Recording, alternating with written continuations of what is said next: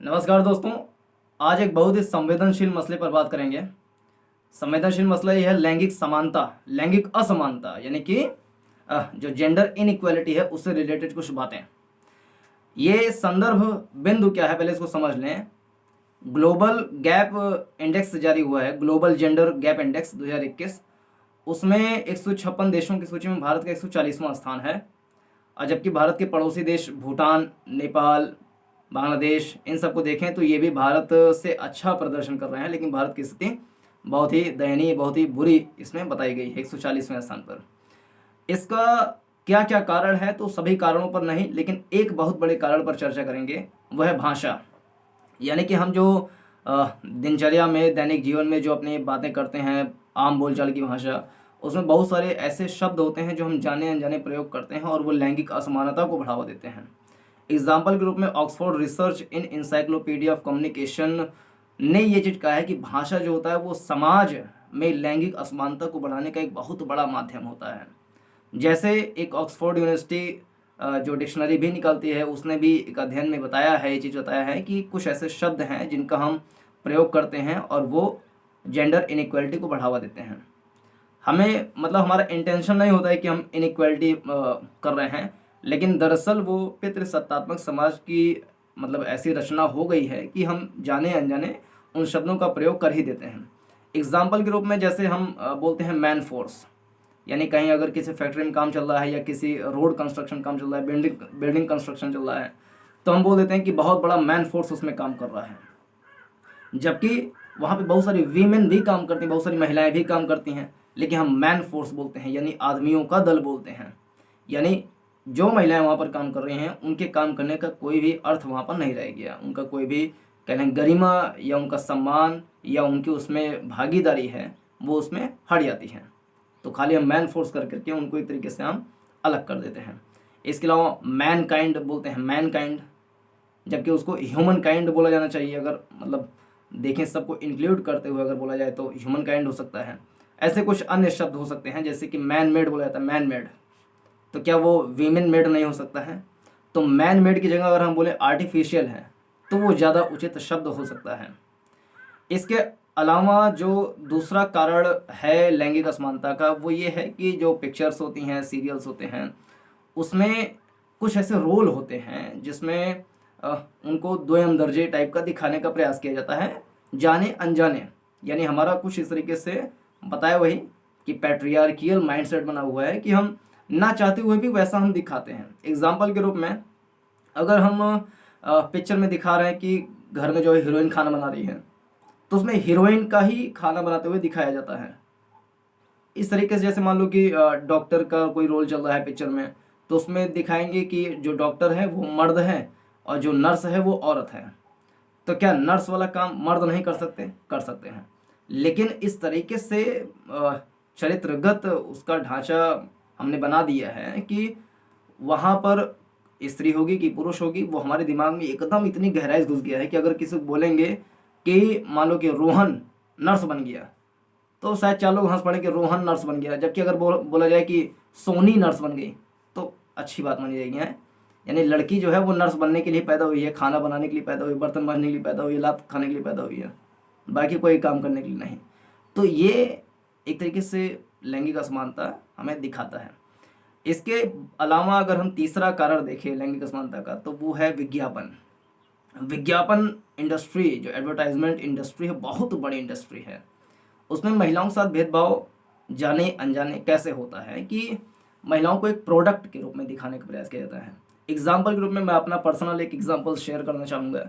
एक बार मैं गया था विश्व पुस्तक मेला नई दिल्ली में। वहाँ पर देखा बहुत सारी वो सीनरीज, मतलब ये सब अपना लगे हुए थे, बुक फेयर था दरअसल। तो बुक्स के स्टॉल थे अलग अलग, बहुत अच्छा लगता है, हर साल लगता है, जनवरी महीने में लगता है। और कुछ अन्य इंटीरियर डिज़ाइनिंग, डेकोरेशन या आर्किटेक्चर से रिलेटेड भी वहाँ पे शॉप लगते हैं। बहुत बड़ा वर्ल्ड फेयर लगता है, चाइना के, कोरिया के, सब अनेक अनेक देशों के आते हैं वहाँ पे अपने स्टॉल लगाते हैं। तो बहुत अच्छा वो नज़ारा होता है। उसमें गया था, तो उसमें अक्सर ऐसी दुकानें होती थी जहाँ पर मर्द जो है वो काउंटर पर खड़े होकर के बातचीत कर रहे हैं, वार्तालाप के कार्यों में संलग्न होते थे। जबकि जो रिसेप्शन वाला एरिया होता है वहाँ पर बताने में थोड़ा शर्म टाइप का आता है, लेकिन लड़कियों को एक प्रोडक्ट की तरह सजा बजा करके अंग प्रदर्शन करवा करके बैठाया जाता है, ताकि जो कस्टमर हैं उनकी तरफ अट्रैक्ट हों, अट्रैक्ट होकर के आए, उनकी वस्तु उनका प्रोडक्ट चाहे जैसा भी हो, डिस्प्ले चाहे जैसा भी हो, बट जो महिलाओं का डिस्प्ले किया जाता है इस तरीके से। अब शायद मुझे बहुत बुरा मान लें कि मैं बड़ा मतलब महिला विरोधी टाइप का, लेकिन जो मैं देखा, जो मैं अनुभव किया वो बता रहा हूँ कि उधर ऐसा हुआ, जैसे कट्टी कट्टी पहन करके नीचे तक चड्ढा टाइप का, चड्ढी टाइप का पहन करके, ऊपर यहाँ यहाँ तक पहन करके, मतलब एनी टाइप ऑफ अंग प्रदर्शन, you know more than me. तो वो सब उधर करके दिखाया जाना, ये क्या दर्शाता है? ये यही दर्शाता है कि महिला is as like product for selling the products of shop, यानी अपना मार्केट बढ़ाने के लिए उनको एक तरीके से प्रोडक्ट के रूप में दिखाया जाना, दर्शाया जाना, वो यहाँ पे दिखाई देता है। इंग्लैंड यानी यूनाइटेड किंगडम, यूके बोल ले, वहाँ की कोई एक संस्था है, उसने मतलब एडवर्टाइजिंग संस्था है, सरकारी संस्था है, उसने एक कानून बनाया है कि अगर विज्ञापन में महिलाओं को दोयम दर्जे का दिखाने का प्रयास किया जाएगा, एग्जाम्पल के रूप में वो खाना बना रही है, कोई भी रूढ़िगत तरीके की चीज अगर दिखाया जा रहा है तो उस पर बैन लगाया जा सकता है। वो जो एडवर्टाइज है वो चलाया नहीं जाएगा सीरियल्स में या पिक्चरों में या अन्य जो प्लेटफॉर्म्स हो सकते हैं वहाँ पर। तो ये अच्छा कदम है, भारत में भी हो सकता है। एडवर्टाइजमेंट के क्षेत्र में बहुत सारे सुधार करने की आवश्यकता है। फॉर एग्जांपल जो मादक पदार्थ होते हैं उसका मतलब जो हीरो लोग, हीरोइंस वगैरह जो दिखाती हैं बड़ा अच्छे तरीके से फू फू करके, बीड़ी सिगरेट वाला, और जो वहाँ केसरिया वाला ही जो आता है प्रचार, अजय जी करते हैं, जो अजय देवगन साहब। तो ये पान मसाला, गुटखा, बीड़ी सिगरेट, ये दारू, शराब, भांग, गांजा, ये सब पिला करके भारत को आगे बढ़ाएंगे कि पीछे बढ़ाएंगे, ये बहुत ज़्यादा पुनरावलोकन, पुनर्परीक्षा करने की आवश्यकता है इन सब चीज़ का। और जो बड़े बड़े स्टार्स हैं उनको तो आत्म परीक्षा करने की आवश्यकता है कि भारत की जनता ने उनको स्टार बना दिया है और वो भारत की जनता को बेवकूफ़ बना रहे हैं। तो वो सोचें इन सब बारे में, तो अच्छी बात होगी। लैंगिक असमानता के क्षेत्र में सुधार कैसे हो सकता है? तो एनसीईआरटी ने एक सुझाव दिया है, national council of education research and training, उसने सुझाव दिया कि लैंगिक असमानता को यदि समाप्त करना है तो उसको प्ले स्कूल स्तर से ही खत्म किया जाए, बच्चों के स्तर से खत्म किया जाए।